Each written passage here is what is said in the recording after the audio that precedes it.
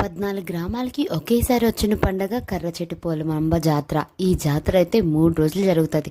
మొదటి రోజు అయితే ఇలా ఘటం పట్టుకొని పూజారి గారు 14 గ్రామాలు తిరుగుతారు.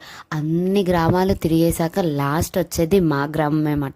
ఇది ఎక్కడో అనుకుంటున్నారా, మా అమ్మ వాళ్ళ ఇల్లు. సో మా అమ్మ వాళ్ళ ఇంటి దగ్గర ఈ పూజ అదంతా బాగా చేస్తారు. చిన్నప్పటి నుంచి చూసి చూసి మాకైతే అలవాటు అయిపోయింది అన్నమాట. ఇంకా వచ్చిన పూజారి గారికి పసుపు నీళ్ళతో కాళ్ళు కడిగి ఆ ఘటాన్ని అక్కడ పెట్టాక అన్ని చీరలు వరుసగా పేర్చి ఘటాన్ని పైన పెడతారు. ఇంక అందరూ పసుపు కుంకాలు చెల్లించుకొని ఒక 1 hour పాటు ఈ హడావుడంతా చాలా బాగా జరుగుతుంది అన్నమాట. ఒక పక్క డప్పులు, ఒక పక్క అమ్మవారు వచ్చిన వాళ్ళు, ఇంక ఇదంతా ఎంత బాగా జరుగుతుంది. ఇంకా రెండో రోజు అయితే అమ్మవారి గుడికి అయితే వెళ్తారు. ఇదైతే వాల్టర్ దగ్గర ఉంది. గుడి అయితే ఎంత బాగుంటుందో, ఇంకా రోడ్డు అయితే అస్సలుగా ఖాళీ ఉండదు జాతరతో, అంత బాగుంటుంది అన్నమాట. ఇంకా మూడో రోజు కూడా మామూలుగా లైట్గా జాతర జరుగుతుంది.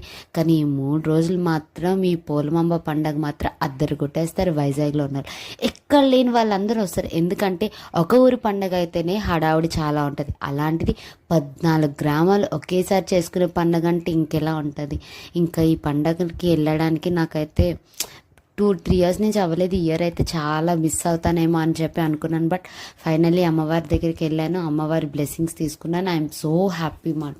సో ఇలాంటి పండుగలు మీ ఊర్లో కూడా జరిగాయి. ఇంకా సమ్మర్ వచ్చిందంటే అన్ని ఊర్లో పండగ జరుగుతాయి. సేమ్ డే మా అత్తయ్య వాళ్ళ ఊర్లో కూడా పండగ కాబట్టి అమ్మవారికి ఇంకా ముందు రోజే వెళ్ళి పసుపు కుంకాలు ఇచ్చేసి నెక్స్ట్ డే మా ఇంటికి వచ్చేసాం అన్నమాట. ఇలాగ అంతా అయిపోయిన తర్వాత అందరూ ప్రజలందరూ ఆ ఘటాన్ని రోడ్డు వరకు వెళ్ళి సాగదంపి, అమ్మ మళ్ళీ మీకోసం వచ్చే సంవత్సరం వరకు ఉంటామని చెప్పి దండం పెట్టుకుంటారు. ఈ వీడియోకి అంతే, బాయ్.